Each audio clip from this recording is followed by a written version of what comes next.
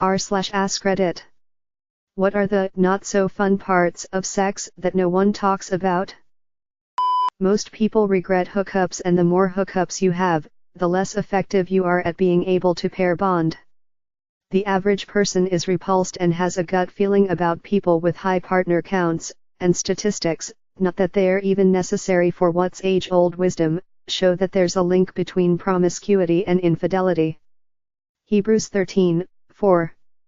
1 Thessalonians 4:3-5. How to get a woman to have sex with you. Whenever people talk about sex, everyone assumes that you have someone to have sex with. The reality is that most people don't have people to have sex. And those who have sexual partners, most don't do what they want to do. It goes for both men and women. Being at different experience/comfort levels with a partner. Dated a girl recently who hadn't really been into anything before, so she was very much at the figuring things out stage, and I'm not. Not that I was trying to pressure her into sex, just that the things that were new and exciting for her didn't really do it for me anymore. College is weird. The expectation. Sex is supposed to be enjoyable for both parties. As a dude, I'm expected to know exactly what to do because God forbid the chick puts in any work. I mean, yeah, sex feels great regardless. Sometimes though, I just feel like lying on my back while the woman is on top. I get leg cramps too, damn it. If I remember correctly, the phenomenon is called arousal noncompliance, fact check me. Basically, any situation in which your body isn't responding the way you feel. For example, can't get hard/wet even though you're turned on, can't orgasm even though the sex is going great, etc. This goes the other way too, getting physically aroused by things that mentally or emotionally turn you off. Condoms stink, crusty lube, and the occasional ow, too deep. Also, if you have a significant height difference and/or different body types, it's very hard to find positions that work for the both of you. For reference, I'm 5'1" and my so is 6'3", and we have to prop something under me so we line up right. Oh, also, some women don't like to be penetrated after coming once already. We, too, have refractory periods. Realizing after sex that your partner has jarred your cervix because it feels like someone is stabbing you repeatedly in the abdomen. It's also really hard to tell if this is happening during sex because the sensation is downed out. You find out later when it's too late and you're in agony. The wet noises after the woman comes. Squishing, slapping, etc. always makes me laugh and can sometimes ruin the moment if it sounds like you're mixing macaroni and cheese from the wetness skin to skin while you slide around on top. Also, if she does before you do, the wait, take it out, grab a towel or shirt and both parts off so it isn't as wet. Pretty much overproduction of female lubrication in general isn't fun. How to deal with a sexual partner with low self-esteem. No matter how hard you try, you can't make them feel sexy, then you call into question your own worth as a partner. Is it my fault? What am I doing wrong? Leading to a eventual breakup that leaves you with partial low self-esteem, hard to bounce back from. They never alluded to the fact that semen comes right back out of the vagina as soon as the penis leaves. That said, I can't imagine having someone's orgasm leaking out of me all night. I feel really inconsiderate if we have night sex and I get off inside of her.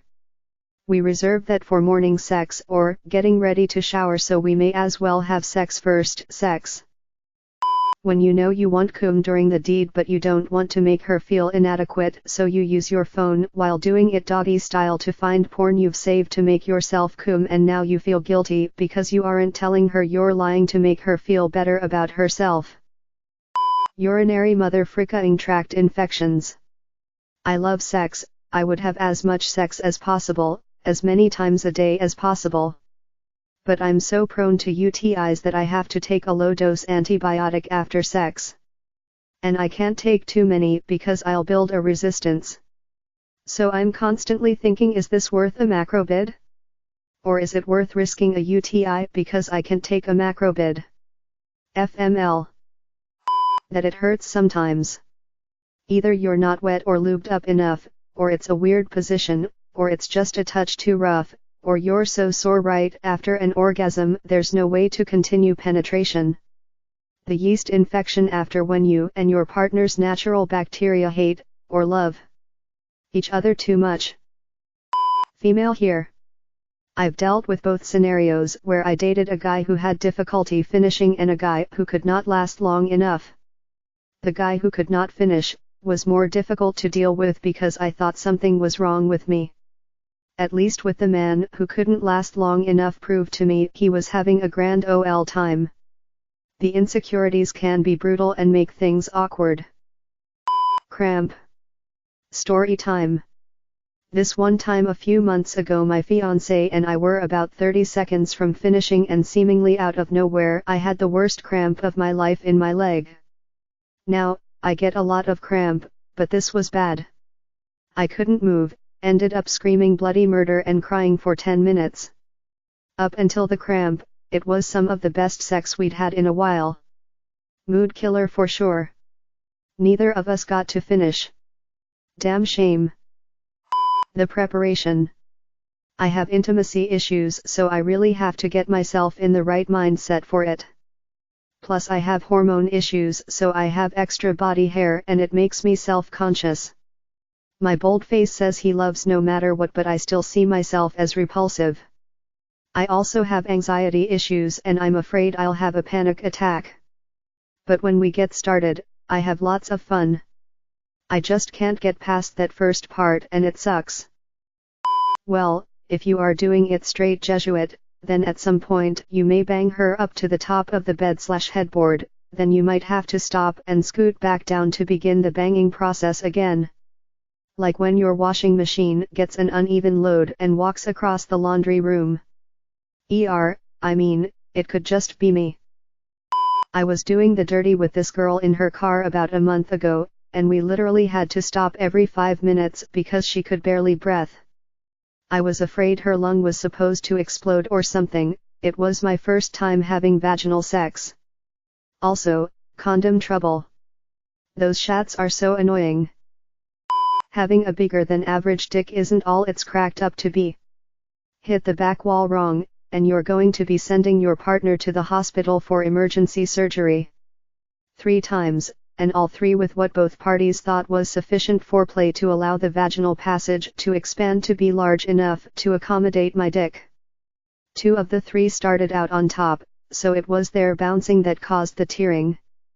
Thought they had enough control. Nope. Hospital ride, incoming. Cleaning up after. The sex can be the best of your life, but then you either have to clean yourself up and toss the condom or clean up the mess you made. There is no just going to sleep after, there is always a clean up needed to be done. Of course, unless you are in a hotel and smash on one bed then move to the next to sleep. I used to have long and curly hair. It would always come out of the ponytail and start getting fricking everywhere, and sticking to our sweaty bodies, getting in our mouths, just fricking awful. Proofs up and get stuck to my sweaty face like a half-assed blindfold. Try breathing in your own hair or being the woman and having a few pieces of hair getting licked against your fun parts. I've been told it almost feels like getting a cut. If you're like me, you sweat fairly easily, so being on top means I'm dripping off my face and usually it landing in or around my girlfriend's eyes and mouth. We've often talked about a sweatband, but I'm not sure if it would increase passion or cause laughter. I can already imagine it. Come poke me, I'm horny. Oh, I'll grab the headband and be right in. Hee hee. Hee hee. Get it? Never mind. First time for a girl I met. She had zero pain tolerance. Got it halfway in before she told me to stop and dug her nails into my chest, made me bleed. Then we sat still for a good 2 to 3 hours since moving hurt her. At that point I was getting soft and we awkwardly ended the fun. Don't think she tried to talk to me afterwards due to embarrassment. I felt bad for her. Really surprised nobody has said this. Apparently something like between 70 to 90% of women are unable to achieve orgasm with penetration alone. It's not the end of my sex life and I'm certainly not above just being there for her, but it's pretty disillusioning/sad to find out you likely won't get to enjoy it together. I have braces, and while they themselves work really well as a woman repellent, I'm 25, the odd case of getting laid starts with me making sure that if, God forbid, you'd like me to go down on you, you have shaved, because there's an actual possibility of a pube getting stuck on the braces. So, yeah. If you're doing it doggy style and he accidentally ends up in the wrong hole, it's not just a quick oopsie. If you didn't prepare for anal penetration beforehand, then it's like being punched in the asshole by Wolverine. Immense pain and instant crying, immediate mood killer. If you don't have good hygiene and don't keep your junk clean, get used to UTIs. Here's a few. 1. If you're hitting it raw, the cleanup after is less than sexy. 2. After fingering someone and your hand gets covered in what is called pussy crumbs. Not too gross, but definitely is less than sexy.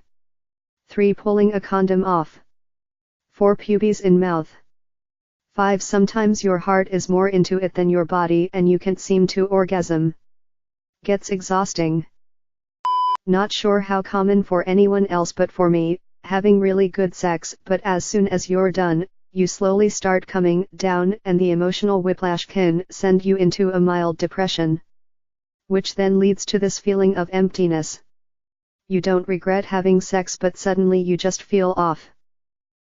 Thanks for watching this auto-generated video. Don't forget to like and subscribe.